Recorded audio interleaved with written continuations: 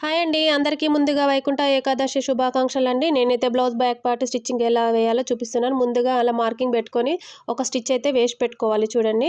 Lining క్లాత్‌కి main ఫ్యాబ్రిక్‌కి ఒక stitch వేసుకొని పెట్టుకున్న తర్వాతే మనము డాట్స్ అయితే స్టిచ్ చేయాలండి. అలా అయితే ఈ జారిపోయే క్లాతులు మనకు డాట్ నీట్‌గా వస్తుంది. లేకపోతే మెయిన్ ఫ్యాబ్రిక్, లైనింగ్ క్లాత్‌కి లైనింగ్ క్లాత్ విడిపోయే ఛాన్సెస్ ఉంటుందండి. ఇలా అయితే కరెక్ట్‌గా ఉంటుంది. ఈ విధంగానైతే స్టిచ్ చేయండి, చాలా బాగుంటుంది. చూడండి, నేనైతే బ్యాక్ సైడ్ డాట్స్ అయితే ఇలా స్టిచ్ చేసుకుంటున్నాను. దానికి మనము బ్యాక్ పట్టీ రెడీ చేసి పెట్టుకుంటాం కదా ముందుగా.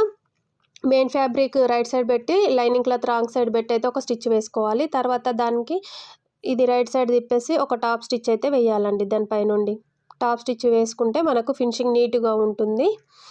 దానిని మళ్ళీ లోపలికి ఫోల్డింగ్ చేసి ఒక పెద్ద కుట్టు పెట్టేసుకోవాలి. మనం హెమ్మింగ్ చేసిన తర్వాత ఆ కుట్టుని విప్పేస్తే మనకు బ్యాక్ పార్ట్ అనేది ఫినిషింగ్ నీట్‌గా ఉంటుందండి. Thank you.